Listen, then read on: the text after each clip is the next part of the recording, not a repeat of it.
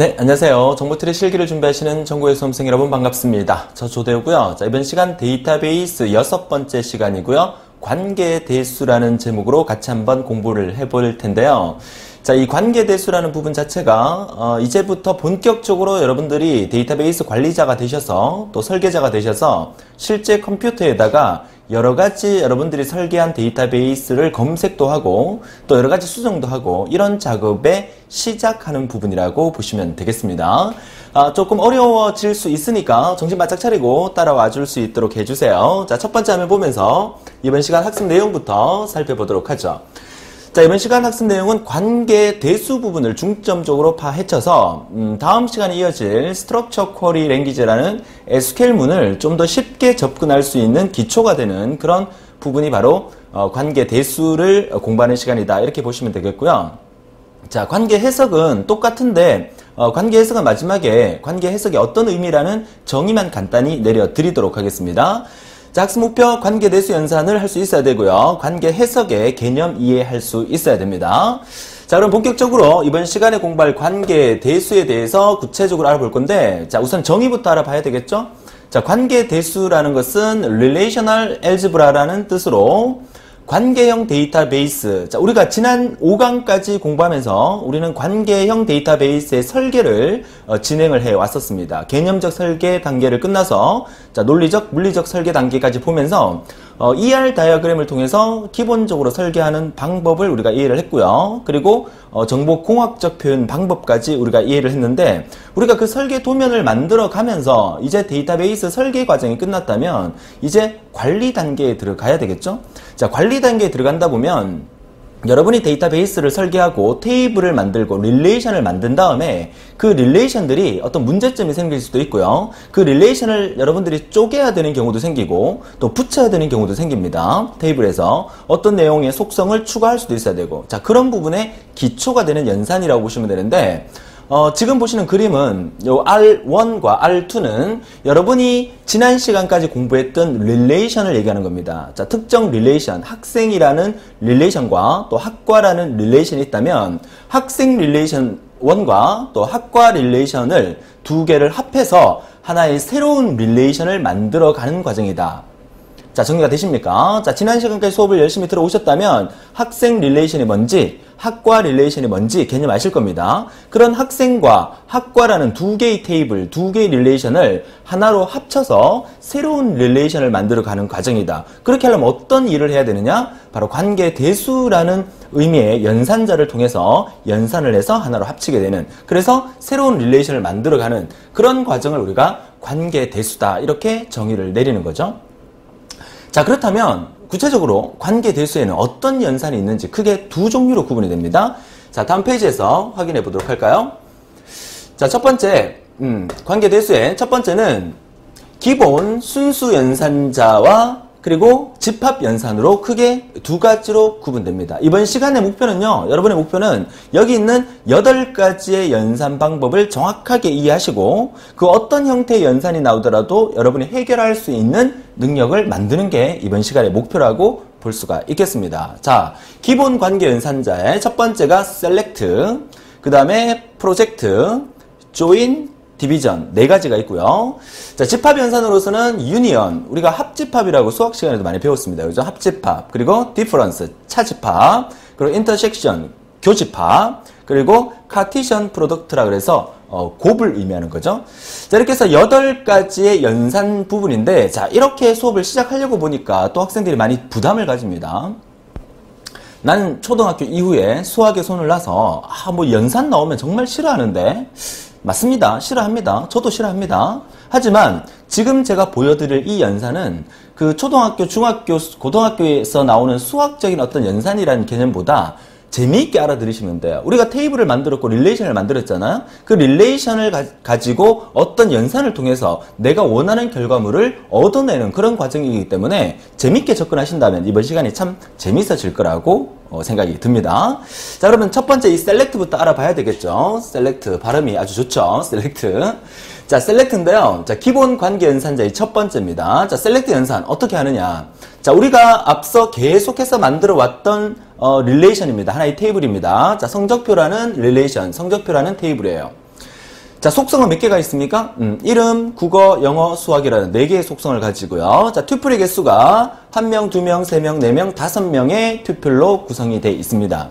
자, 이렇게 만든 우리가 하나의 릴레이션에서 연산을 합니다. 자, 셀렉트 연산은 기본적으로 시그마라는 기호, 그죠? 시그마라는 기호를 이용해서 R이라는 릴레이션에다가 어떤 조건을 줘서 내가 원하는 것을 추출해내겠다라는 연산입니다. 자, 이해할 수 있겠죠? 자, 우리가 이런 테이블을 만들었어요. 이 테이블에서 내가 원하는 조건에 맞는 튜플만 내가 검색을 하고 싶다는 얘기예요. 그죠? 자, 어떻게 하느냐? 우선 검색 방법을 보시기 전에 비교 연산자, 이 정도는 여러분이 아실 거라고 보는데요. 자, 비교 연산자 크거나 같다. 다른 말로 이상이다.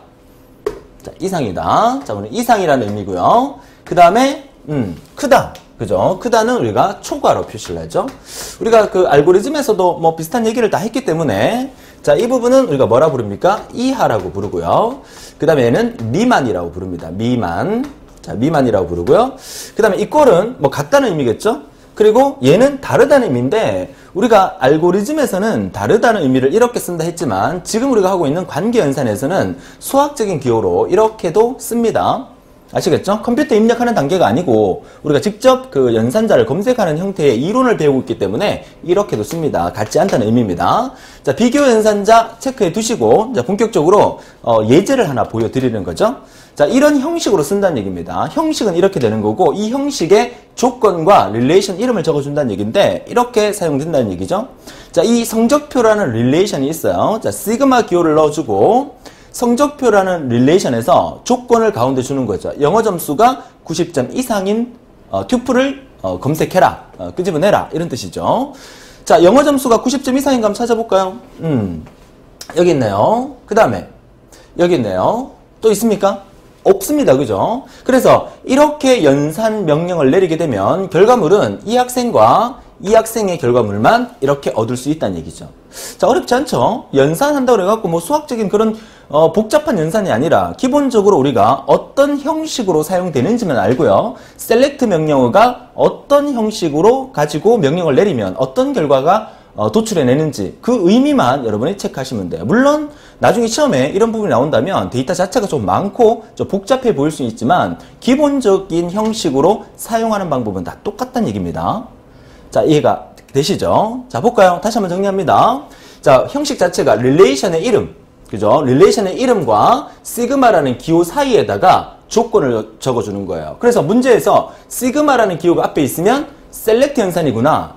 튜플을 검색해내는 거구나. 튜플이라는 게 행입니다. 그죠? 행 단위로 튜플을 검색해서 그 결과물을 만들어주는구나. 이렇게만 기억하면 된다는 거죠. 됩니까? 이것도 시험 치러 가면 자, 다음 페이지에서 하게 될 프로젝트 연산도 나오는데 셀렉트가 프로젝트가 헷갈리는 거야, 학생들이. 그죠? 헷갈리시면 안 됩니다. 그래서 뭐 어떤 사람들은 셀렉트 연산에 S자를 이런 식으로 그려가지고 이게 전부 다 이렇게 그리면 뭡니까? 이게 가로줄이 이렇게 길기 때문에 그죠? 이게 가로니까 이게 행 단위로 추출하는 게 셀렉트 연산이다. 뭐 이렇게 외우시는 분도 있는데 사실 그 외워서 될 일은 아니고요. 기본적으로 자꾸 연습을 하시다 보면 셀렉트 연산은 이렇게 튜플 단위로 검색을 하게 되는 거구나. 이렇게 여러분들이 정리를 해주시면 됩니다. 자, 그러면 첫 번째 우리가 셀렉트 연산에 대해서 알아봤고요. 자, 그러면 다음 페이지에 두 번째 기본 순수 연산자 두 번째 셀렉트 이어서 두 번째 프로젝트를 보도록 하죠. 자, 프로젝트는 그 셀렉트랑 반대로 셀렉트는 행 단위로 튜플 단위로 검색을 했었죠. 그럼 프로젝트는 어떤 단위로 한다? 프로젝트는 열 단위의 검색이 되는 겁니다. 열 단위로 파이라는 기호를 씁니다. 그래서 파이라는 기호와 릴레이션 사이에다가 내가 검색하고자 하는 속성들의 이름을 적어주면 돼요. 자, 속성들의 이름 하니까 또 속성이 뭔지 헷갈리면 안 됩니다. 속성, 그죠? 수학이라는 속성, 영어, 국어, 이름, 성적표라는 릴레이션 안에, 테이블 안에 이름, 국어, 영어, 수학이라는 4개의 속성이 존재를 합니다. 그래서 명령을 이렇게 내리죠. 파이 검색합니다. 뭐를? 성적표라는 릴레이션에서 이름과 영어만 추출해내라. 이 말이죠. 그러면 이름과 영어에, 그죠? 열 단위로 이렇게 추출하게 되면 이런 결과값을 얻을 수 있다. 역시나 어렵지 않습니다. 그죠? 재밌지 않습니까? 어떻게 끄집어내는지. 그래서 쓰는 방법 역시 파이 기호. 앞서 페이지에서 select 같은 경우에는 시그마 기호를 사용했다. 시그마 기호는 뭐다? 튜플 단위로 검색을 한다. 추출을 한다. 그죠? 파이 기호는 기호 자체가 이렇게 세로로 쭉쭉 내려와 있잖아요. 그죠? 뭐 이렇게 외우시려면 외우셔도 상관없겠습니다. 자, 세로로 쭉쭉 내려왔으니까 세로 단위의, 그죠? 속성 단위의 데이터를 추출해내는 게 바로 파이, 프로젝트 연산자다. select, 프로젝트 정확하게 기억을 해주세요.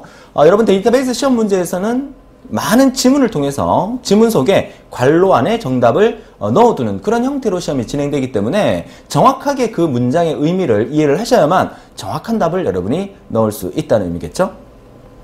뭐 다른 예제를 여러 가지로 해봐도 좋겠지만 기본적으로 이렇게 여러분들이 사용할 수 있으면 됩니다. 여기서 속성들이라고 제가 복수로 적은 이유는 이렇게 하나만 적어도 되지만 여러 개의 속성을 콤마 찍어서 구분해서 넣어줄 수 있다는 그런 의미로 보시면 되겠어요. 자, 두 번째 프로젝트 연산이었고요. 자, 이어서 다음 페이지 세 번째 보도록 하죠. 세 번째 조인입니다. 조인.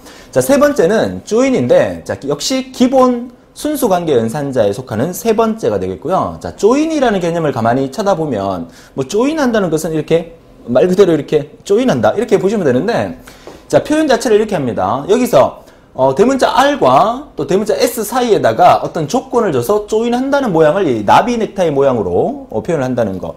요 나비 넥타이 요 모양 자체가 시험에 나온 적이 있어요. 답항 속에서 나비 넥타이 모양이 답이었던 그런 기출 문제도 있었습니다. 이 나비 넥타이 모양이 뭐다?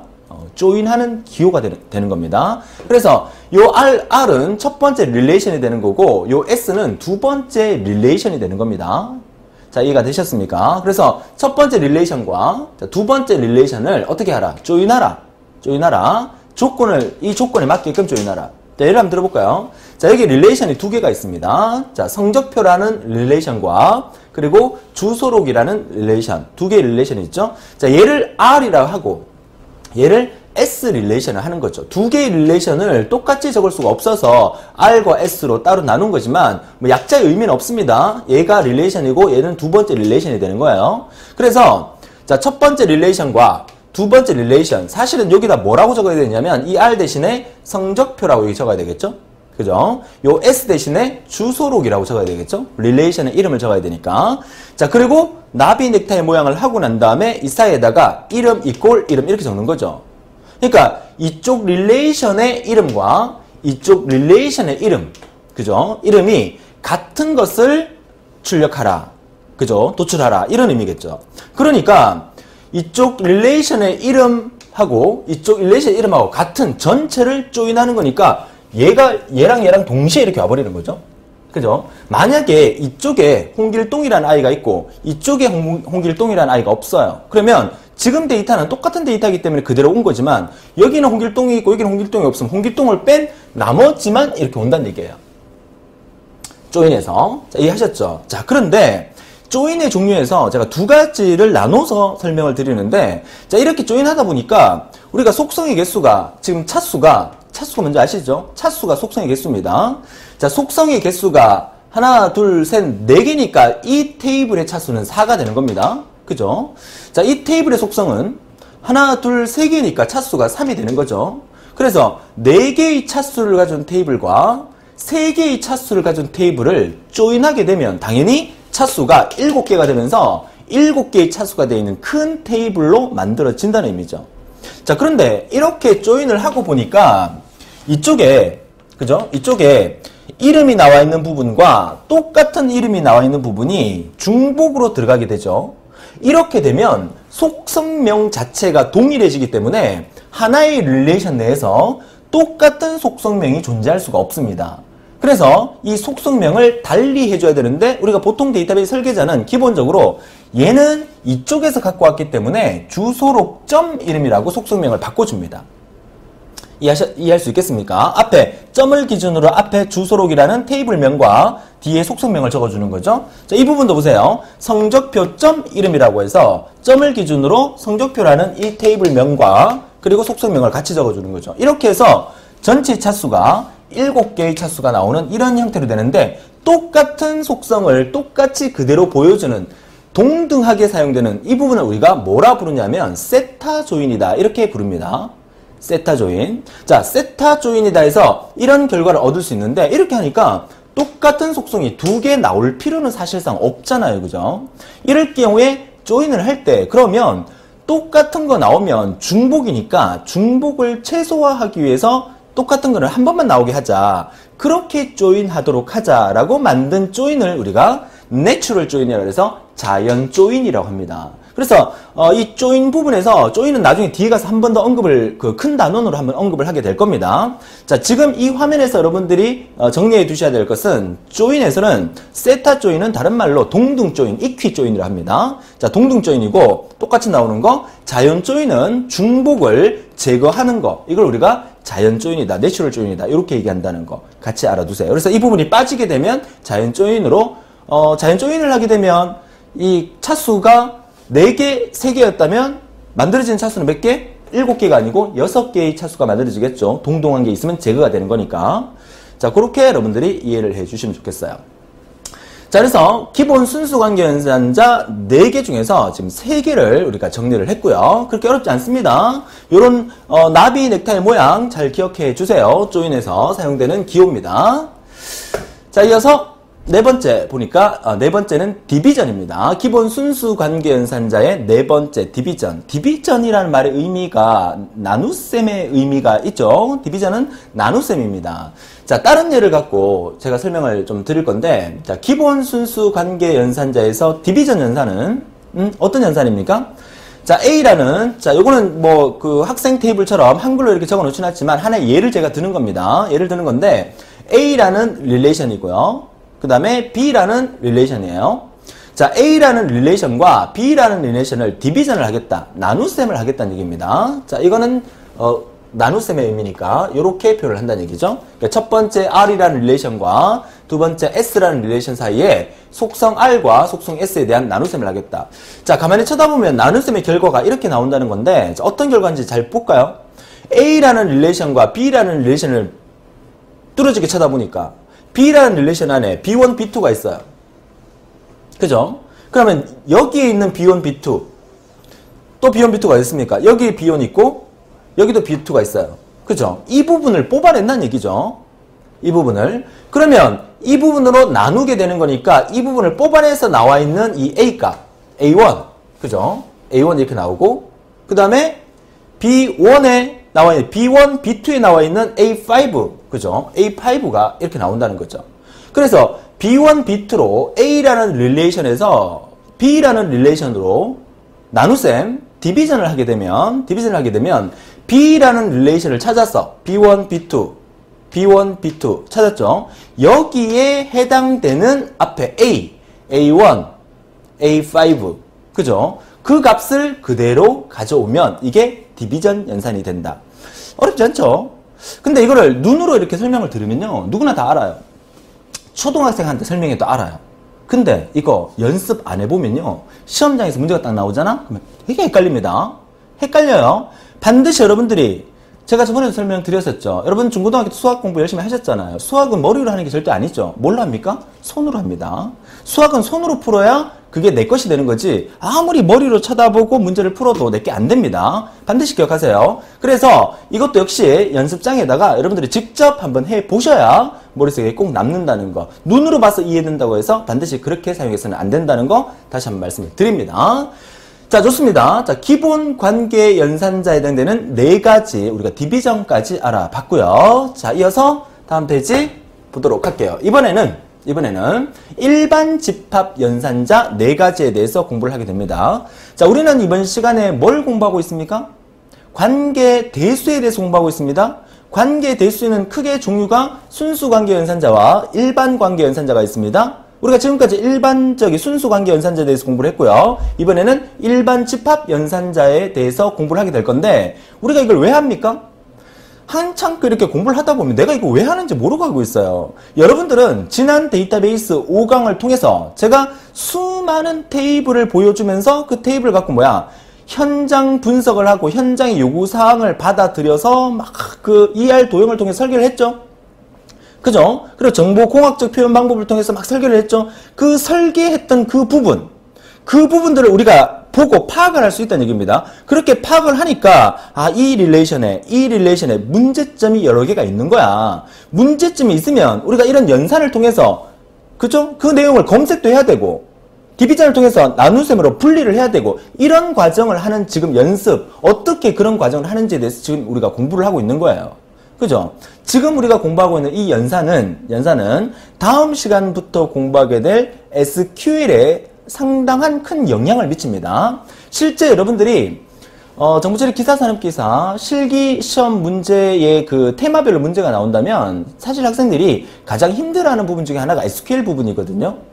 SQL이라는 거는 하나의 랭귀지입니다. 컴퓨터의 언어예요. 그러니까 컴퓨터가 알아먹을 수 있는 언어로 명령을 내렸을 때 컴퓨터가 그 결과물을 우리한테 알려주는 그런 어떤 지리어가 되는 건데 그 SQL의 기본적인 부분이기 때문에 이번 시간을 잘 다루어 주셔야 다음 시간부터 진행되는 SQL의 정의어, 조작어 이런 부분들을 여러분이 쉽게 정리할 수 있다는 그런 의미로 보시면 되겠습니다.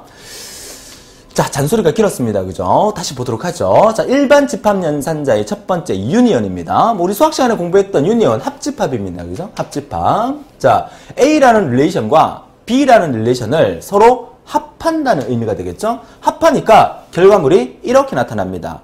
자, 어떻게 합한가? 한번 볼까요? 자, A1, B1. 자, 속성 자체가 A 속성의 A1이라는 데이터와 B 속성의 B1 데이터. A1, B1, A1, B2, A2, B3 이렇게 존재를 하네요. 자, B에도 마찬가지죠. 그럼 이걸 다 합한다는 얘기잖아요. 다 합하니까 어떤 결과를 가져오냐면 A1, B1, A1, B1, A1, B1 그대로 오죠. 그죠? 그 다음에 A2, B2, A2, B2는 없다. 그죠? A2 다음에 B2는 없잖아. 그치만 우리가 교집합을 하는 게 아니라 합집합을 하는 거죠. 그렇기 때문에 A2, A1, B2가 존재를 하는 거죠. 여기에 A1, B2가 있지만 여기에 A1, B2가 없더라도 우리는 합집합을 하고 있기 때문에 얘가 나온다는 거죠. 우리 동그라미 쳐가면서 해볼까요? 자, A1, B1, A1, B1, 자, A1, B1, 자, 이렇게 존재를 하고요. 그죠? 절대 어렵게 생각하지 마세요. 있는 그대로 보세요. 그 다음에 여기에 A1, B2가 있습니다. A1, B2, A1, B2. 자, 여기에 A1, B2 만들어지면 되죠. 여기에 없더라도 합집합이니까. 합집합이 뭡니까? 우리 그 중학교 때입니까? 고등학교 때입니까? 집합을 배울 때 합집합은 요렇게 B가 있고 요렇게 있으면 이거 전체를 다 나타내는 거죠. 자, 여기 합집합입니다. 그죠? 자, 그 다음에 A2, B3 A2, B3 여기 있습니까? A2, B3 A2, B3 없습니다. 그죠? A2, B3 여기 있네요. 합집합이니까 다 넣어줍니다. 그 다음에 A2B1, A2B1 똑같네요. A2B1, A2B1 하나만 넣으면 되겠죠. A2B1, A2B1, A2B1이 되겠죠. A2B1, A2B1이 이렇게 들어가고요. 그 다음에 A3B3, A3B3가 이렇게 있으니까 여기 A3B3가 이렇게 들어가면 되죠. 됐습니까? 자, 이거는 PPT 작업을 하다 보면 이렇게 막 복사해서 막 만들고 하다 보면 이거 하나씩 잘못될 수 있습니다. 이거 교환은 제가 고쳐 놓도록 하겠습니다. 자, 여러분 교환은 아마 수정이 되어 있을 텐데 혹시 수정이 되지 않으면 여러분들이 수정을 해주시면 되겠죠. 자, 합집합의 의미 아시겠죠? 그죠? 여기 있는 모든 데이터와 여기 있는 모든 데이터를 넣어서 합집합을 만들어서 새로운 릴레이션을 도출해내는 과정. 그죠? 과정이고 중복되는 거는 생략을 하고 한 번만 넣어주면 되는 거고 요게 유니언입니다. 자, 유니언 일반 집합 연산자의 연산 조건 유니언의 연산 조건이 있습니다. 그 조건은 뭐다? 속성의 수가 동일해야 된다. 자, A라는 릴레이션과 B라는 릴레이션을 연산할 때는 A라는 릴레이션 속성이 두 개예요. 그죠? B라는 릴레이션 속성도 두 개예요. 반드시 이럴 경우에만 유니언이라는 연산이 수행이 될 수 있다. 조건이 있습니다. 그 다음에 속성의 도메인이 동일해야 된다. 속성의 도메인이 동일해야 것은 도메인이 뭡니까? 그 속성에 들어있는 범위죠. 만약에 얘 속성이 성별이라는 속성이다. 그러면 여 이렇게 돼 있을 거 아니에요. 그죠? 그럼 이 속성에 여해가 동일해야 된단 말이야. 여 이렇게. 그죠? 얘랑. 맞죠? 속성이 서로 다른 상황이면 우리가 이 그 유니언 집합을 할 수가 없다는 그런 의미가 되겠죠. 자, 간단합니다. 연산 조건은 반드시 이렇게 돼 있어야 일반 집합 연산을 할 수 있다. 그 얘기를 하고 있는 거고요. 합집합이었고요. 자, 다음에 교집합 보도록 하죠. 우리 무슨 수학 시간 같다, 그죠? 인터섹션이라고 부르죠. 자, 연산 조건 역시 똑같습니다. 속성의 수가 동일해야 되고, 속성의 도메인이 동일해야 됩니다. 자, A라는 테이블, A라는 릴레이션과 B라는 릴레이션에서 교집합을 나타내는 겁니다. 자, 교집합 우리가 어떻게 표현합니까? 자, 수학 시간에 배웠던 교집합은, 자, 이렇게 표현을 하죠. 자, 이 부분이 우리가, 자, 교집합이 되는 겁니다. 자, 한번 따져볼까요? 자, 속성이, 특별히 A1, B1 있습니다. 여기 있습니까? A1, B1. A1, B1. 여기 있네, 그죠? A1, B1. 그러면 당연히 교집합이니까 A1, B1이 나타나겠죠. 뭐 간단하죠? 정리됩니다. 자, A1, B2 있습니까? A1, B2. A1, B2. A1, B2. A1, B2. 없습니다, 그죠? 없으니까 우리는 교집합으로 만들 이유가 없고요. 그 다음에 A2, B3. 자, A2, B3 있습니까? A2, B3. 여기 있네요. A2, B3. 자, 이렇게 있으니까 두 개가 교집합이 만들어지네요. A2, B3까지. 자, 정리됩니까? 그래서 교집합 찾는 거 요거는 아니니까 그죠? X를 해놓고 요거 교집합, 요거 교집합이니까 교집합의 결과가 두 개가 나올 수 있다는 거. 인터섹션. 자, 교집합이었고요. 자, 정리되시죠? 합집합과 교집합 우리는 뭐 그 중학교 때 수학 시간에 다 했던 내용이니까 크게 어려움 없이 넘어가도록 하겠습니다. 자, 이어서 세 번째 디퍼런스. 자, 디퍼런스는 뭡니까? 자, A라는 역시 릴레이션과 B라는 릴레이션에서 차집합을 만들어준다는 의미겠죠? A에서 B를 빼란 얘기예요. 그럼 뺄 수 있는 것은 A에서 B를 뺄 수도 있고 B에서 A를 뺄 수 있죠? 두 개의 결과를 다 함께 보도록 하죠. 자, A에서 B를 빼볼게요. 자, A에서 B를 뺀다는 것은 A에 들어있는 것과 B에 들어있는 것 공통 부분을 찾아봐야 되겠죠? 자, A1, B1. A1, B1 있네요. B에. 그죠? 그 다음에 A1, B2. A1, B2. 없습니다. 그죠? 그 다음에 A2, B3. A2, B3 여기 있네요. 그럼 결국은 뭡니까? A에서 B를 뺀다는 얘기는 얘네 두 개를 뺀다는 얘기잖아. 얘네 두 개를 빼버리면 이것 빠지고 이것 빠지니까 남는 거는 얘만 남게 되겠죠. A1, B2는 여기 없으니까. 그죠? 그래서 결과는 A1, B2가 남는다. A에서 B를 빼면. 그죠? 자, 그 다음에 B에서 A를 빼볼까요? 자, B에서 A를. 자, B에서 A를 빼게 되면, 자, 클리어를 시켜서 B에서 A를 빼게 되면 B에서 A를 뺍니다. 역시 공통부분을 찾아볼게요. A1, B1. A1, B1 나왔고요. 그 다음에 A1, B2가 여기 없죠. A2, B3. A2, B3가 여기 있죠. 이렇게.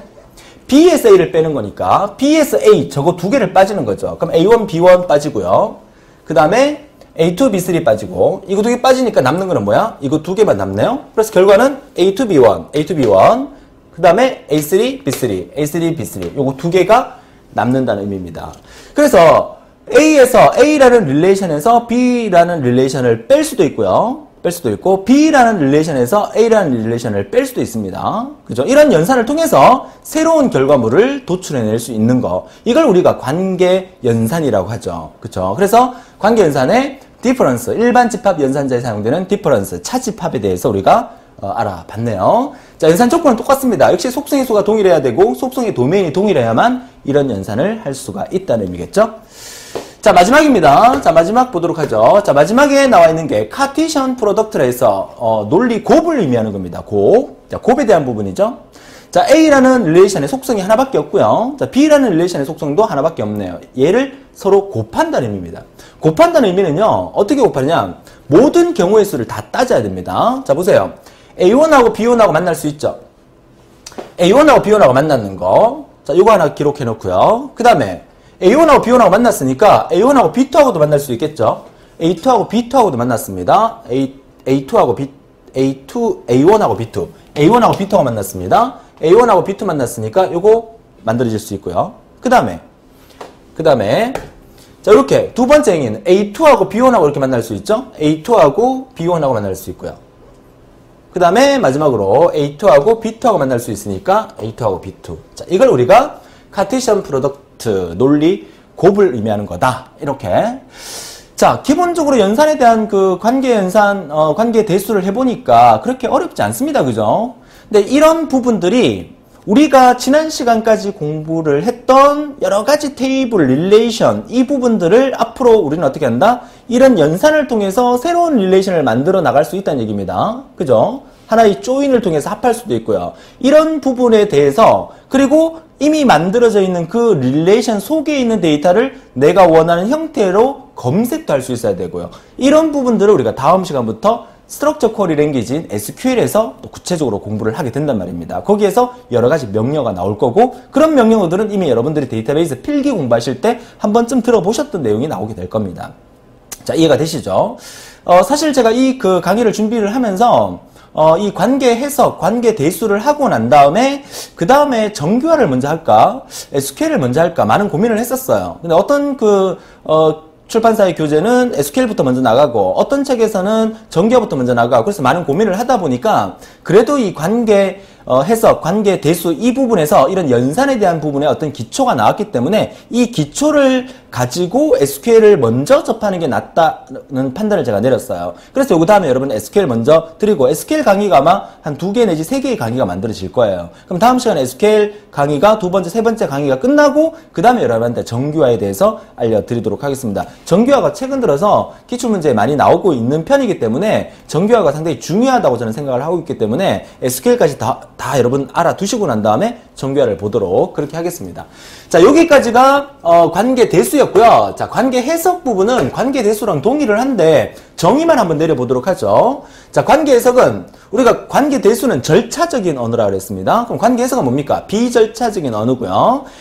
비절차적인 언어면서 관계 해석에는 종류가 튜플 관계 해석과 도메인 관계 해석이 있다 정도, 종류 2가지만 이렇게 알아둘 수 있도록 해주세요. 시험 문제에서는 서술형으로 이렇게 나올 수 있어요. 관계 대수에 대한 설명 막 하면서 관계 해석에는 비절차적 언어고, 갈로와 갈로, 갈로에서 튜플 관계 해석과 관로 관계 해석으로 구분된다, 이렇게 갈로가 비워질 수 있으니까 요거는 데이터베이스 용어라고 생각하고 기억을 해 두세요. 자, 데이터 연산을 표현하는 방법이며 계산 수식을 이용해서 원하는, 여기서 말하는 계산 수식이라는 것은 수학적인 방법을 좀 도입을 한다는 얘기입니다. 뭐가? 관계 해석이. 그래서 원하는 정보를 정의하게 되고요. 과정은 상관없습니다. 그러니까 우리가 앞서 했던 관계 대수 같은 경우에는 그런 과정들이 있어야 결과물을 얻을 수 있었잖아요. 얘는 과정은 상관없이 결과에만 의존하게 되고요. 지리어로 표현합니다. 질문에서 대답하는 형태. 그게 우리가 다음 시간에 배우게 될 SQL, Structure Query Language라 해서 구조적 지리어를 의미하는 겁니다. 자, 관계 대수와 관계 해석은 기능과 능력 면에서 동등한 입장에서 사용이 되고 있습니다. 그래서 관계 해석은 정의 정도만 여러분이 알아두시면 좋겠네요. 자, 정리 좀 할까요? 자, 이렇게 해서 우리는 이번 시간에 관계 대수의 종류 총 몇 가지? 구체적으로 따지면 8가지에 대해서 우리가 공부를 한 거고요. 그리고 순수관계 연산과 집합 연산을 이해하고 여러분들이 8개의 과정을 전부 다 해석할 수 있어야 되고요. 관계 해석은 정의 정도 알아두시면 좋겠습니다.